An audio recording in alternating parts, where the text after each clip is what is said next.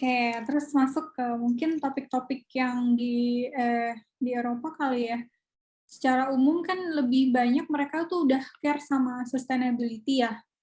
Nah, Oh, kalau di sini tuh kayaknya masih ya mungkin masih tahap ya kita masih tahap berusaha untuk menuju ke sana gitu. Mungkin bisa diceritakan kali ya yang menarik, apa sih, kan mereka udah jauh nih kalau kalau kita bicara sustainability, mungkin bisa ngasih masukan mungkin untuk perkembangan di Indonesia terkait supply chain dan juga ada hubungannya dengan sustainability ke depannya seperti apa?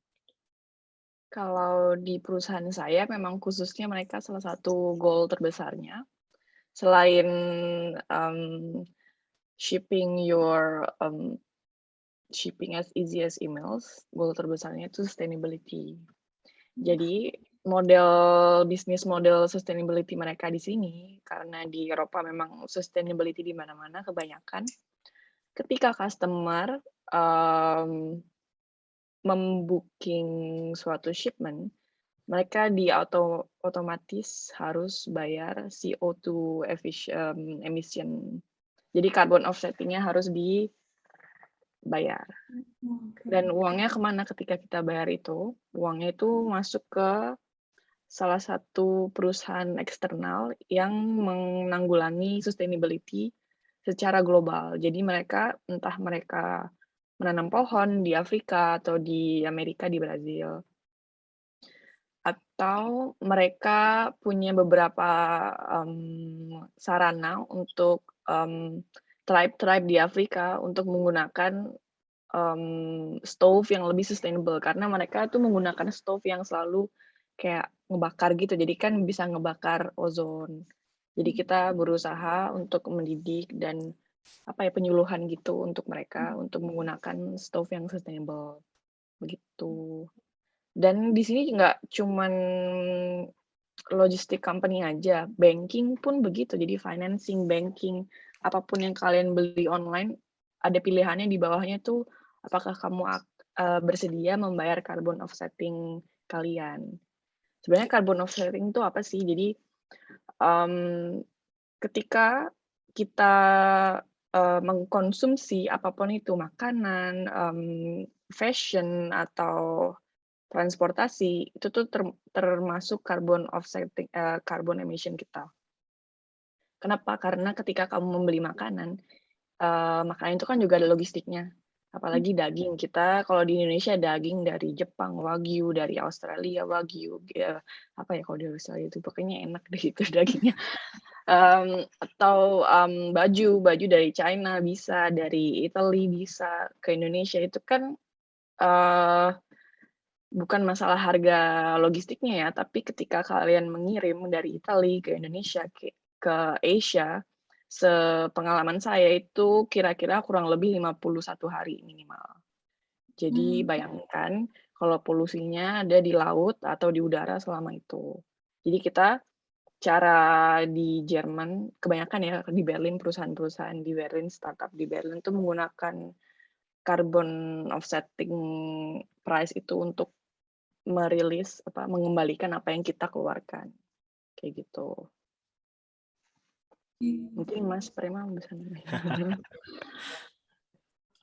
um, kalau di Belanda ya, waktu kuliah di Belanda, oh gini, di sana ada satu competition, mungkin di Jerman juga ada. Kita kayaknya nyebutnya Sustainable Development Goals, SDG Challenge. Jadi waktu S2 itu ada semacam challenge itu.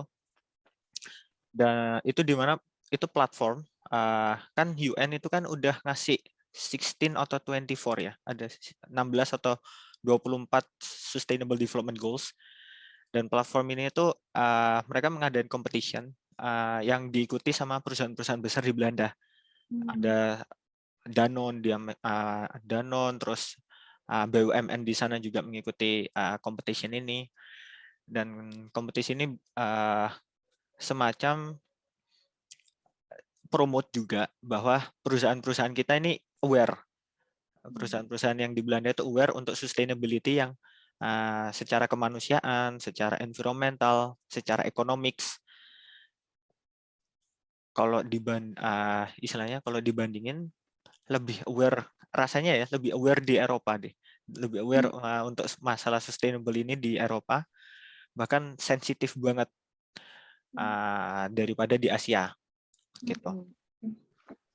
Dan mungkin produknya ya, kita juga banyak produk ada label sustainable. Iya, Produk itu di reuse atau di recycle dari customer sebelumnya. Dan makanya kita di sini mungkin di Belanda juga ada recycle fun bahasa Inggrisnya dulu Pak.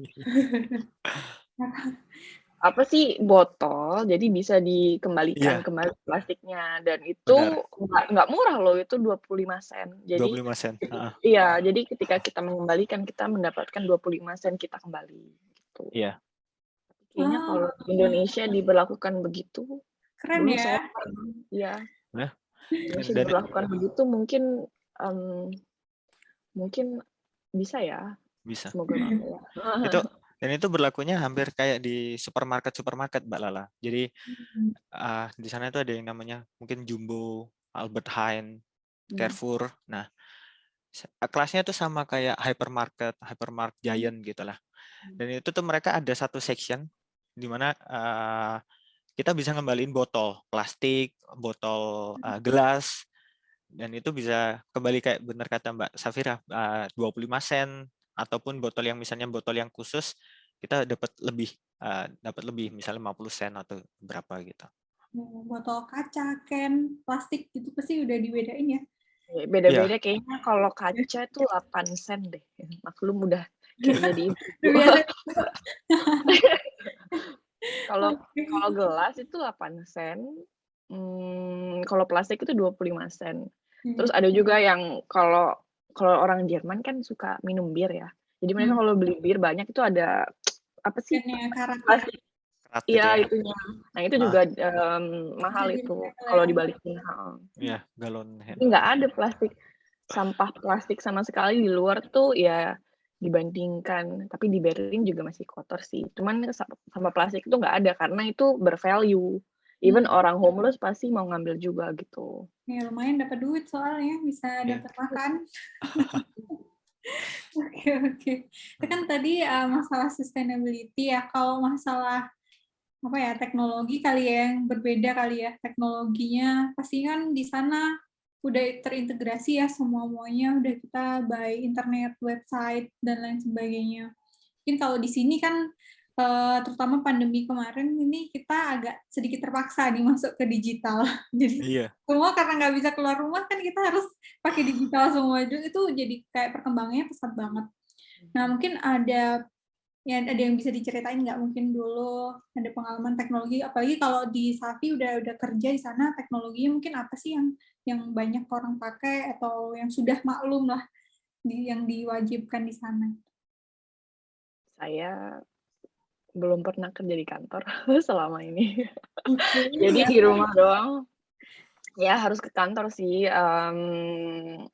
kadang-kadang, tapi harus tes dulu. Jadi ya benar kayak kata Lala semuanya itu udah didigitalisasi. Kita Snell test, tes cepat PCR tes aja, itu kita tinggal nunggu 15 menit itu langsung masuk ke notification di app atau di HP gitu. Dan sertifikasi vaksin misalnya, itu kita mau kemanapun di Eropa cuman bawa di HP aja, jadi nggak butuh kartu atau kertas atau paspor gitu-gitu, karena kita mengurangi kertas ya dan lain-lain. Sebenarnya kalau ditanya teknologinya apa, karena saya tinggal di sini, jadi saya juga lupa kalau dibandingkan dengan Indonesia. Soalnya udah biasa. Iya, soalnya semuanya misalnya jadwal tram itu udah ada di app, jadwal bus, jadwal kereta, itu tinggal buka app. Jadi orang di sini semuanya terbiasa punctual karena memang sebelum keluar rumah udah ngeliat gitu. Aku nggak mau nunggu 20 menit dingin-dingin di luar. Iya. Aku lihat dulu gitu kalau kita. Terus makanan juga, cuman kita di sini nggak ada Gojek Food atau Grab Food gitu, nggak ada. Mereka suka sekali masak sendiri di rumah karena itu salah satu family time mereka. Tapi yang ada mereka kayak HelloFresh itu atau Gorillas itu jadi mereka mengantar groceries ke Grocery. rumah. Iya, ke rumah gitu. Apalagi ya teknologi. Hmm. Mungkin di sini ketika saya mau S2, kaget saya. Banyak sekali jurusan yang nggak ada di Indonesia. Jurusan saya pun waktu saya daftar di TS baru ada setahun setelah saya sekolah di sini. MMT Business Analytics ya, Mbak Lala. Iya. Terus semua teknologi sangat dipantau oleh government. Jadi ketika kita mau membuat unternehmen Appointment. bukan unternehmen tuh kayak wirausaha. Oh, oke. Wirausaha teknologi itu kita harus mendaftarkan karena ketika kita mendaftarkan kita juga bisa dapat peluang investasi dari government karena mereka suka kalau kita membuat lapangan pekerjaan gitu untuk warga mereka lagi gitu. Semuanya ketika kita perpanjang visa atau gimana semuanya digital. Benar. Dan kartunya juga digital. Jadi semua di sini ketika saya nyampe sini kartu debit saya digital. Jadi saya kaget. Loh kok bisa? Oke, jadi tempel aja gitu. Tapi itu bahaya. Di Berlin, apalagi khususnya di dekat kantor saya, itu ada namanya area Alexanderplatz kalau Mbak Lala ingat. Di situ banyak sekali orangnya pinter-pinter di sini yang nyuri ya. Jadi kita kan bisa di-scan tanpa PIN. Jadi karena kita ada kayak apa sih tuh namanya kayak touchless Chip ya? gitu. Ya touchless chip gitu. Jadi kalau pencurinya itu kayak dari HP hacknya, terus tempelin aja ke tas kita atau ke kantong kita. Habis itu udah deh uangnya keluar karena setahu saya kalau transaksi di bawah 40 atau 50 euro itu nggak perlu Ada PIN. notifikasi. Nggak ada notifikasi juga, jadi diambil aja gitu. Betul. Jadi harus hati-hati. Itu tantangan dan karena teknologi canggih ya, jadi pencurinya juga canggih. Gitu. Mungkin Mas Prema ditambahin, saya mungkin ada yang lupa masih. Iya. Kalau dari sisi aku sih di Belanda itu yang aku suka banget itu integrasi. Waktu integrasi untuk di government-nya untuk mengurus visa, untuk ngurus izin tinggal. Itu tuh cuman istilahnya cuman ke Gemeente, ke kantor camat, istilahnya kantor camat lah, untuk daftarin. Untuk daftarin, kita udah datang di Belanda. Terus setelah itu dia minta kita untuk download satu aplikasi yang bisa untuk login ke semua platform pemerintahan di sana. Jadi mulai dari untuk bayar tax, untuk bikin bank, bikin macam-macam lah, hampir semuanya di situ. Jadi kita nggak perlu istilahnya bikin akun listrik atau bikin akun untuk PDAM, bikin akun macam-macam di situ nggak perlu. Jadi cukup satu aplikasi itu, kita masuk ke websitenya, kita login lewat aplikasi itu. Itu sih yang menurut saya keren banget. Semuanya integrasi ya. Di sini kalau masih ada manual sih, masih fotokopi KTP itu masih normal sih kayak gitu. Ya semoga karena ini ya pasti ada step ya, pasti ada tahapan kalau di Indonesia ya. Kalau masalah vaksin sih sekarang udah better ya, ada aplikasi satu aplikasi yang bisa melacak kepergian kita kemana-mana, terus sertifikatnya juga udah available di situ. Ya mungkin itu satu langkah baik ya untuk integrasi nanti ke government selanjutnya yang lebih besar lagi gitu.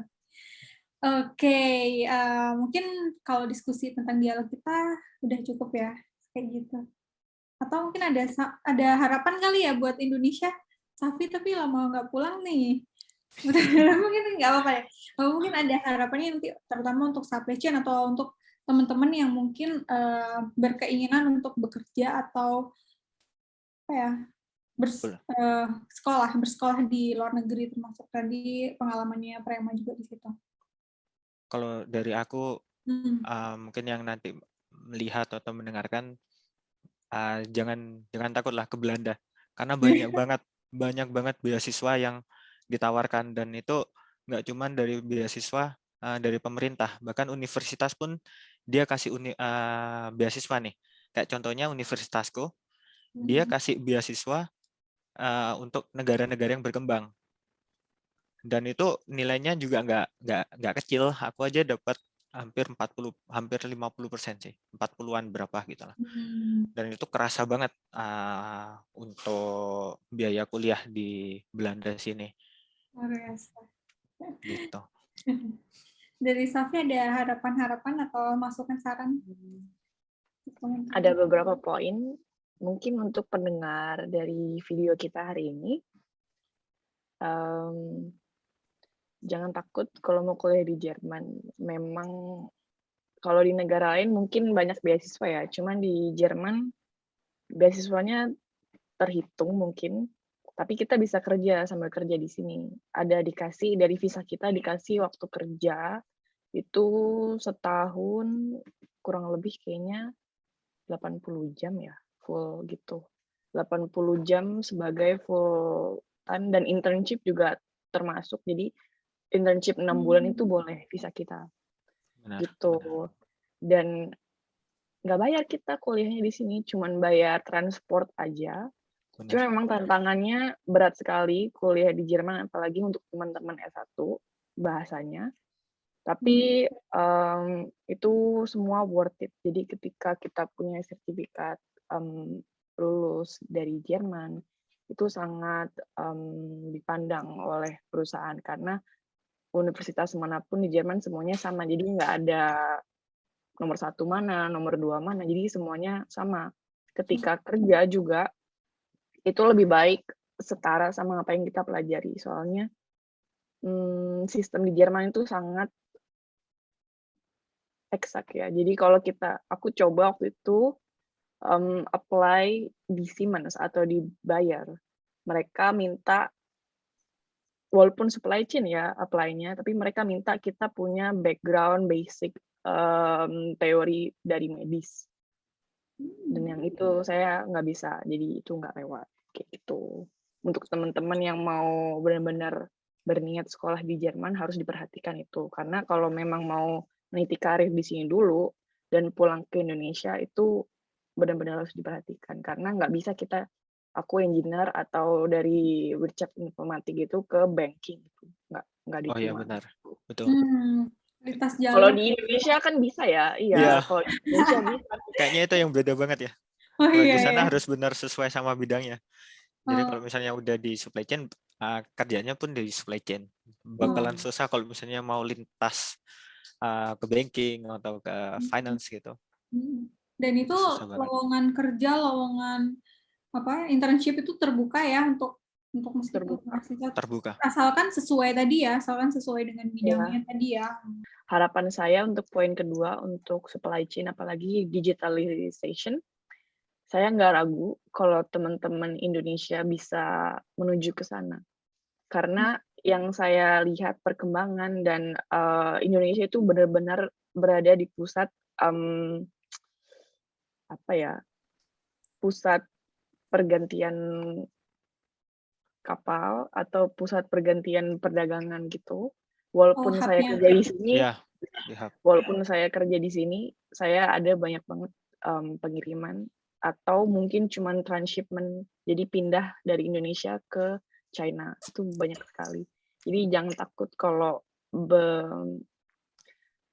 melanjutkan di bidang logistik atau supply chain di Indonesia, apalagi banyak sekali perusahaan di Amerika, perusahaan di Jerman yang ingin bekerja sama, apalagi untuk digitalization and sustainability untuk Indonesia. Itu peluangnya besar sekali. Oke. Mungkin kalau boleh nambahin, Ya, silakan. bahasanya itu kayak supply chain semacam core of the core gitu lah. Wow, core of the core ini dari Iya, jadi kan hampir semua perusahaan, kayaknya hampir semua perusahaan sekarang gimana caranya mereka untuk lebih sukses atau untuk hemat budgeting mereka kan mereka invest di supply chain-nya. Mereka invest di logistik atau di supply chain prosesnya. Jadinya memang di departemen lainnya penting, tapi kalau yang aku rasakan supply chain rasanya karirnya nggak akan nggak akan habis gitulah. Karena di departemen kita sendiri juga ada IT-nya sendiri khusus untuk supply chain. Karena IT, makanya saya kemarin S2-nya ngambil ini, karena mereka butuh IT yang orangnya paham logistik dan supply chain. Jadi supaya kita untuk mengembangkan teknologi yang ada di perusahaan, itu butuh pengetahuan logistik. Karena orang IT biasa mungkin belum mengerti tentang misalnya on carriage, pick up itu apa, atau customs harus dibedakan tiap negara. Jadi menurut mereka customs itu sama semua, dan itu salah. Iya. Oke, makasih banyak. Mungkin pertanyaan terakhir nih tentang sertifikasi nih. Nah, kemarin kan Safi dapat 2 graduates dari CPLM dan CSCA, dan Prema juga graduate dari CSCA. Mungkin ada sedikit apa ya manfaat yang didapatkan dari memperoleh sertifikasi atau kegunaan dari sertifikasi yang udah didapatkan itu apa? Kalau untuk saya itu conversation opening banget waktu interview. Jadi ketika tips aku kalau interview kerja, ketika kamu lupa mau jawab apa atau lagi awkward, bawa aja itu, saya punya sertifikasi. Analis dan profesional logistik manajemen, habis itu ngebahas itu karena mereka tertarik. Apa itu? Benar. Iya sih, yang aku bisa tambahin sepanjang ya istilahnya pengalaman untuk interview di perusahaan-perusahaan besar di yang tarafnya udah internasional atau multinasional, mereka rasanya lebih mementingkan kompetensi. Jadi sertifikasi terus bidang pendidikan itu kalau misalnya selaras dan sertifikasinya juga dianggap tarafnya internasional, mereka lebih suka itu daripada cuman ijazah aja gitu. Ibaratnya cuman ijazah aja tuh kayak kurang dilirik lah.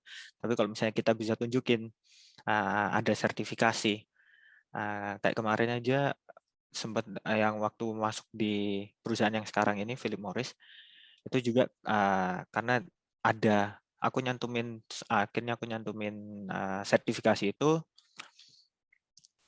dan mereka berani gitu untuk panggil, kasih challenge,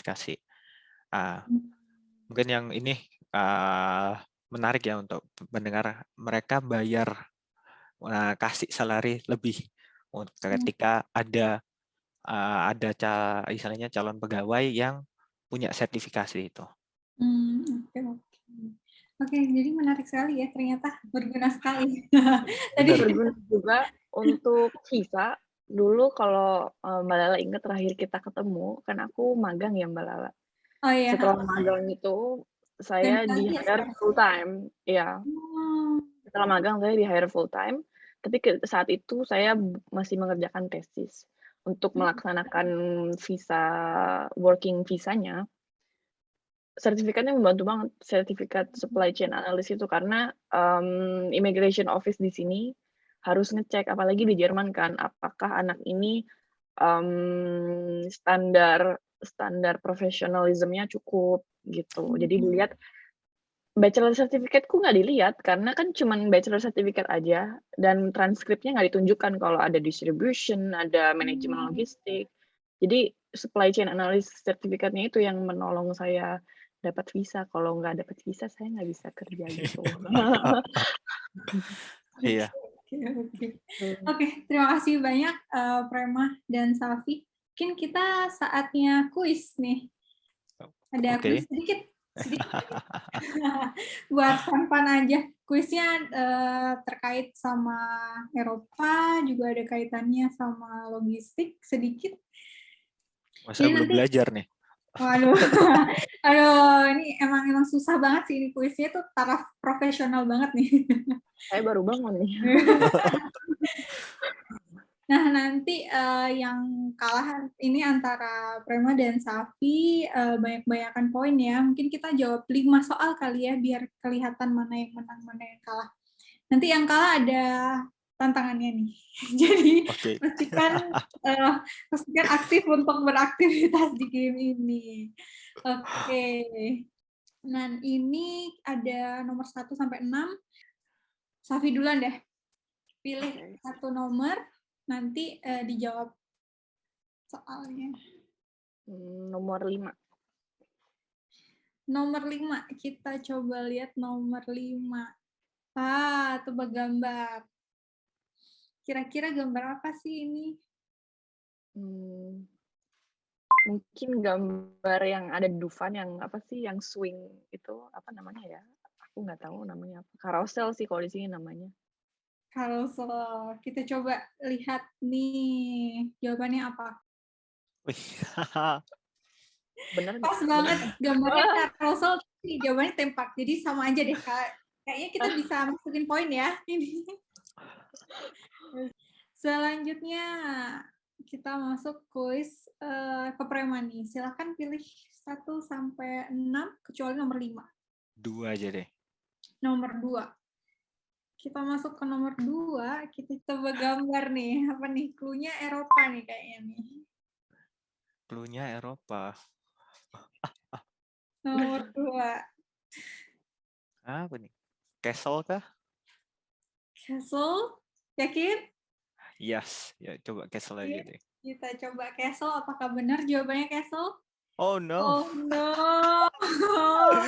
Almost. There's windmill. Tapi kita coba kasih lagi kesempatan buat Prema.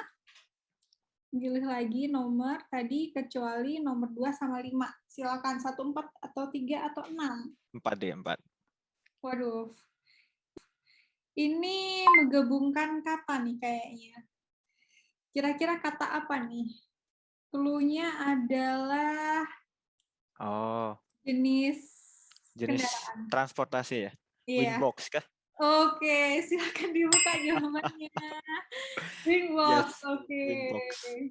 Oke, berarti 1 sama nih, tapi Prema salah 1 tadi. Kita bisa lanjut, Safi, antara 1, 4 sama 1, 3 sama 6 ya? Nomor 1 deh. 1. Ini cluenya jenis pekerjaan. Kira-kira pekerjaan apa nih? Pilot. Oke. Kita lihat jawabannya. Oke, jawabannya adalah pilot. Pilot, bener. Oke. Siapa tadi? Safi lagi deh. Safi lagi. Oke. Nomor 6. Nomor 6. Suku nomor 6. Apa tuh pertanyaannya? Coba tebak gambar. Nih, menjebak nih kayaknya gambar ini. Ini cluenya adalah makanan. Korean salad. Oke. Yakin? Rendang. Oh no. Salad. Emang sengaja nih yang ditunjukin saladnya. Oke, perolehan sementara 2 sama ya. Tinggal 1 pertanyaan terakhir nih, cepet-cepetan berarti ya. Yang terakhir kita buka nomor 3. Cepet-cepetan nih antara Prema dan Safi. Cluenya adalah makanan. 1, 2, 3. Gampang nih kayaknya. Pretzel. Oh, Safi. Oke, kita lihat jawabannya.